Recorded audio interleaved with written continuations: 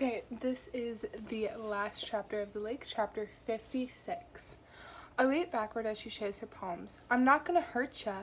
You were working with Lillian. Yes, but I never expected this. She was so broken when I met her at a support group a few years ago.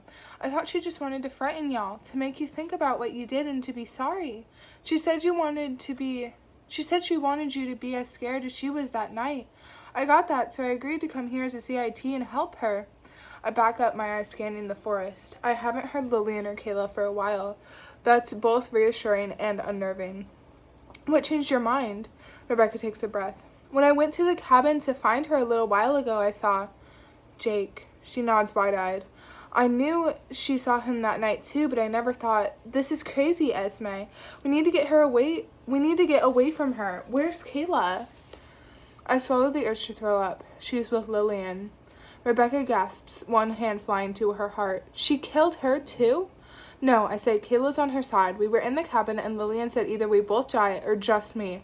Kayla chose herself. Rebecca's jaw drops. What? How could she? I don't know, but she did. Somehow I need to get Kayla back. What's happening here? I ask, looking around. It's been evacuated. The cops got an anonymous call about an hour ago about someone stalking the camp. The cops took all the kids to the police station until their parents can pick them up.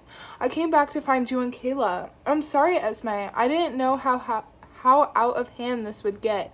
Lillian never made it sound like she wanted to hurt anyone. She wanted revenge. I swear I didn't know that she was so dangerous. Is anyone still here? Andy, he's talking with the cops. Who would call the cops? We all agreed we wouldn't. It doesn't make sense. I lean into the tree I'm holding and try to make the pieces fit together. I don't know, Esme, but we need to get away from the forest.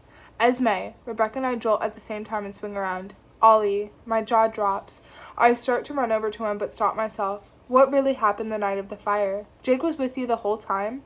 He looks over my shoulder. I do the same. No one is there. I left him out of the retelling, just like you left Kayla out. After the fire started, Jake and I didn't go back to my brother. We stayed and watched the whole thing. Lillian saw us. We ran and eventually bumped into her again a little while later. Jake told her off. I didn't want to admit that we were scared of a girl, but we so were. After that, Jake and I agreed to keep quiet, Ollie says. You saw her after when she was burned and didn't help her or tell me? You're lecturing me on morality? Hey, y'all can't do this right now, Rebecca snaps. Lillian could be here any freaking second. A shrill siren cuts through the air as another cop car races along the road and into camp. We watch from across the lake as it screams to a halt. Let's go, I say and start running for help. At least, that's what I want to do, but I'm stopped by the bang of a gun. The hollow sound radiates through me. I turn. Rebecca and Ollie are looking at me with wide eyes. Was it me? Did Lillian shoot me? I don't feel pain. Then I see it. A red circle spreading across Ollie's shirt. No! I scream as he falls to his knees. Lillian walks into view with Kayla right behind her. I drop to the ground in front of Ollie and place my hands over the wound. His blood is red hot and seeps between my fingers. You're gonna be okay, I tell him. His eyes travel between me and he whispers, Esme. Turning slowly, I look over my shoulder. Lillian is close. Kayla cowers behind her, eyes trained on the ground. Now you can join your disgusting friend, Jake, Lillian says to Ollie. You're a psycho, he spits. Her lips curl. I'd finished the job for that, but she'll bleed out soon, and I need the bullets. Lillian, what happened? Rebecca asks. Oh my God, stop. Do you know how tragic you are? Quit the poor me act, Rebecca. It's boring. Get on the ground beside them. Lillian, can we talk about bang? I blink in horror as blood splatters from Rebecca's forehead and she falls heavily to the ground. I whimper, pressing my lips together. Rebecca's eyes lose focus and her jaw drops open. You have to get out of here, Esme, Ollie croaks, wincing in pain. How? I can't leave you. I can't move my hands. She's right. You'll bleed out. Don't worry about me. Try to get back. I shake my head, my eyes welling with tears until Ollie is a blur. Please hold on. Esme, Lillian sings. My body ripples in disgust at the excited tone in her voice. Hold your hand over the wound and press hard, I tell Ollie. Ollie replaces my hand with his hand, and winces. I rise to my feet and face Lillian. You're sick. I'm done trying to play nicely with her. Lillian smirks. Do you think I care what you think of me? You were burned. Something terrible happened to you, but everything that's happened since has been on you. No one else is at fault here but you. Stop pretending what you're doing is justified. It's not. You're a murderer. Shut up, she screams. Wait, Kayla says. Lillian stills and glances to her side. Kayla opens her mouth and her eyes widen when she realizes she has nothing to say. Go ahead, Kayla, Lillian instructs. I was thinking... Lillian turns her head. I take the chance. Screaming, I lunge forward and knock into her. Lillian falls back, shouting out. I spot a rock. Do it. Without hesitation, I pick the rock up and smash against the side of her face. Run, Esme, Ollie shouts. I leap to my feet and turn to him.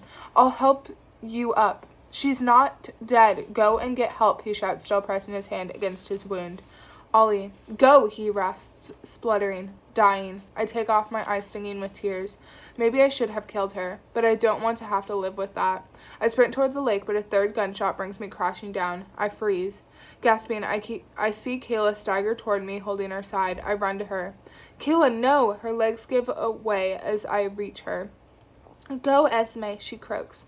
I fall to the ground and cradle her. Oh my God, Kayla, I'm so sorry. I'm so sorry. No. I'm so sorry, Esme. I was scared and I didn't think. Why did she shoot you? She told me to shoot you, and I refused. I was trying to run away with you. Kayla, I whisper as tears stream down my cheeks. You're not going to die, you know that, right? I feel cold, she murmurs. It's okay, though, because I just realized I would do anything to protect you. When it came down to it, she chose me. Curling around her, I sob. Please don't leave me. Her breathing rattles and my eyes widen. Kayla! Something lands beside me. I look down. What?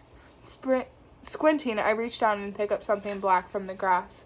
My breath is knocked from my lungs when I realize it's the gun. Suddenly, I know who called the cops.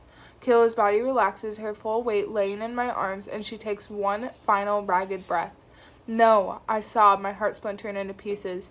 Police, freeze! My head stills. I look up and see Lillian smiling from between the trees. She runs and silently disappears into the forest. Then, with wide eyes, I turn to find 5 gun barrels pointing at me. Kayla, Rebecca, Ollie, and Jake are dead, Lillian is gone, and I'm holding the gun. Okay, so this is the end of this book, right? And obviously, we think that Esme is going to go to jail because she's got the gun and Lillian did everything that she needed to do. And so now 4 bodies are on Esme's hands. But the thing that I wanted to talk about this book is how fake it all feels. Like, I know that this is a fiction book. This is not a real story. But, like, if you go through the characters' dialogue, when they're just talking normally about, like, random stuff, it feels so fake. And maybe it's just because I was just that age.